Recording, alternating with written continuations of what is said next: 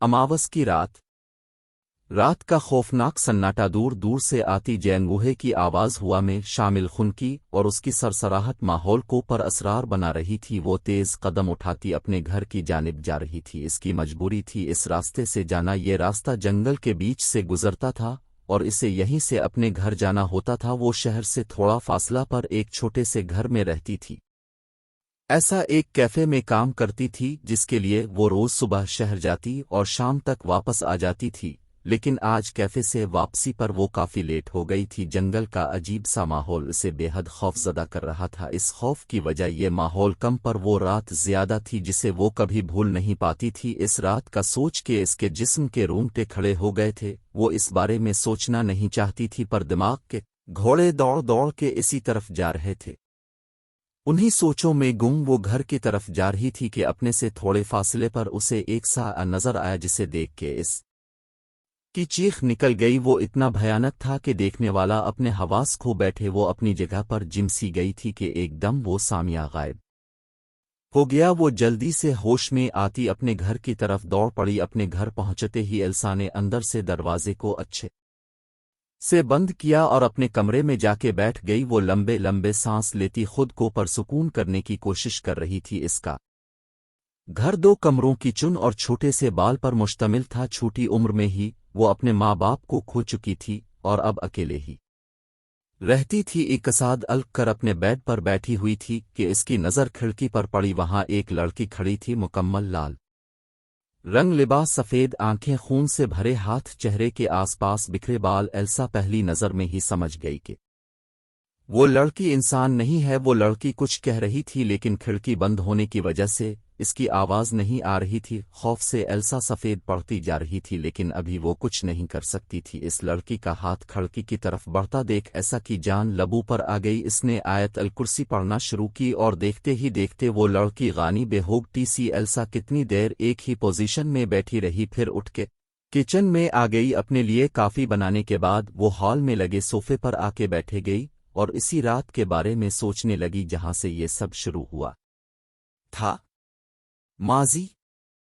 Elsa को adventure का बहुत शौक था और वो अपने दोस्तों के साथ ज्यादातर हॉन्टेड प्लेसेस पर जाती रहती थी। के साथ ऐसे ही एक बार उनका प्रोग्राम पुरानी हवेली जाने का बना। पुरानी हवेली के बारे में ये बात मशहूर थी कि वहां आसिब का बसीरा है और वहां जाने वाले लूट के वापस नहीं आते। एल्सा और उसके दोस्त पहले भी ऐसी जगहों पे जा चुके थे, इसलिए उन्होंने इस बात को सेर में नहीं लिया और इतवार के दिन पुरानी हवेली जाने की तैयारियां करने लगे। जब वो लोग वहां पहुंचे तो हवेली को देखकर उन्हें बेतहाशा हैरत हुई, क्योंकि वो पुरानी हवेली निहायत खूबसूरत थी। बस इसके गिर्द बना जंगल और गैर मामूली सुनाना इसे भयानक सा बनाता था। वो लोग सुबह वहां पहुंच गए और सारा दिन आसपास और हवेली के अंदर घूमते रहे। रात उन लोगों ने वहीं रुकना था। उन्होंने मिलकर 2 कमरे रहने लायक कर लिए और वहां जाकर बैठ गए। अभी वो सब एक ही कमरे में बैठे बातें कर रहे थे और साथ साथ खाना भी खा रहे थे कि अचानक से लाइट चली गई। इन लोगों ने बाहर जाकर बैठने का सोचा। वो बाहर गए ही थे कमरे से कि उन्हें हर तरफ से अजीब अजीब आवाज में आना शुरू हो गई। कहीं से हंसने की आवाज, कुछ रोने की तो कुछ बहुत ही भयानक। वो सब एकदम से घबरा गए। वो बाहर की जानिब बढ़ने लगे लेकिन उनके दरवाजे तक पहुंचने से पहले ही दरवाजा एक जोरदार आवाज से बंद हो गया और उन सब के रहे सहे ओसान भी खता हो गए। इस पास कमरों के दरवाजे जोर जोर से कभी खिल रहे थे फिर बंद हो रहे थे। एकदम एक कमरे में से तेज होने की आवाजें आने लगें, बाकी सारी आवाज दम तोड़ गई और अब सिर्फ इस कमरे से हंसने की आवाजें आ रही थीं।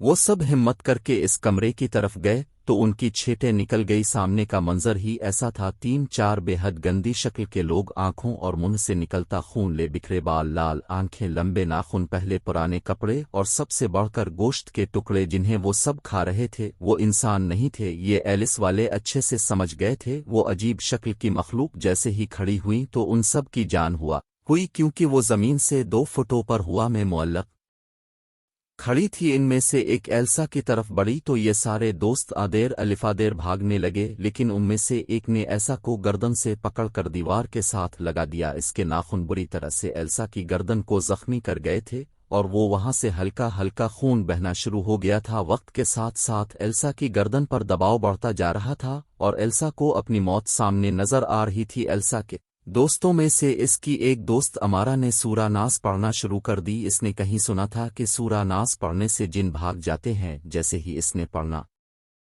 شروع کی، حویلی میں ایک بھونچال سا آ گیا، چیزیں ادھر سے الفادیر گرنے لگیں اور ایک واس ہوا میں اڑتا ہو امارا کے سر پہ الگا۔ چوٹ بہت شدید تھی لیکن اس نے سورہ ناس پڑھنا نہیں چھوڑی اور دیکھتے ہی دیکھتے سب تھم سا گیا۔ جو چیزیں ہوا میں معلق تھی وہ گر پڑی اور وہ مخلوق بھی دھواں بن کے غائب ہو گئی۔ ایلسا دھڑام کی آواز سے نیچے گر گئی، اس کے دوست کی طرف بڑھے اور اسے سہارا دے کر اٹھا۔ امارا نے سر پر کپڑا باندھ کے خون کو بہنے سے روک لیا تھا۔ وہ سب حویلی کے دروازے کی جانب گنی سے تو صد شکر کے وہ کھلا ہوا تھا۔ ان سب نے حویلی کے باہر رات گزاری کیونکہ اندر ان کا سامان موجود تھا اور اس وقت جا کر لینے کی ہمت کسی کی بھی نہیں تھی۔ صبح ہوئی تو وہ سب ہمت کر کے اندر گئے اور جلدی جلدی وہاں سے اپنا سامان لے کر روانہ ہوئے۔ واپسی کے سفر پر ایک سنسان سی جگہ پر ان کی وین خراب ہو گئی۔ وہ سب پہلے ہی ڈرائے ہوئے تھے اور اس جگہ سے بھی خوف آ رہا تھا، حالانکہ دن کا وقت تھا۔ ان کی دین کا ٹائر خراب ہو گیا تھا، وہ بدل ہی رہے تھے کہ ایک خوبصورت سے بلی ان کے پاس آئی۔ ایلسا نے آگے بڑھ کر اسے اٹھا لیا۔ پتہ نہیں کس کی ہے، اتنی پیار کی پہلی اور اتنی سنسان جگہ پر کیسے آ گئی؟ ایلسا کو اس کی فکر ہوئی۔ ایلسا چھوڑ دوا سے جس کی بھی ہو جو بھی ہو، ہم اندر چل کر بیٹھتے ہیں۔ امارا کا خوف اب بھی ختم نہیں ہوا تھا۔ ارے نہیں یار، دیکھو تو یہ کتنی پیاری ہے، ایسے کیسے ہم یہاں چھوڑ دیں؟ ہم ایک کام کرتے ہیں، اسے اپنے ساتھ لے کر چلتے ہیں۔ ایلسا یہ بھی ہمدردی کا بھوت سوار تھا۔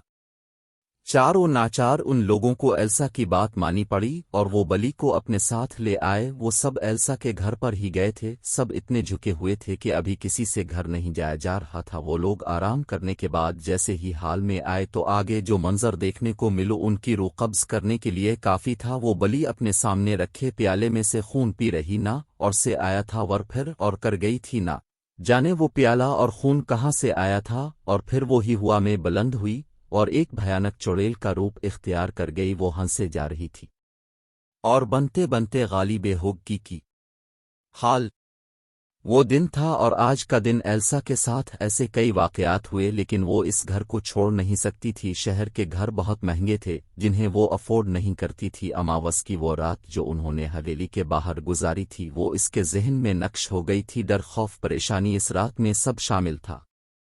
2 سال گزر گئے تھے اس واقعے کو لیکن وہ بھول نہیں پاتی تھی۔ اس نے بہت سی راتیں اسی طرح ڈر ڈر کے گزاری تھی۔ وہ کب سر گھٹنوں میں دیے سوگتی ہی اسے اندازہ ہی نہیں ہوا۔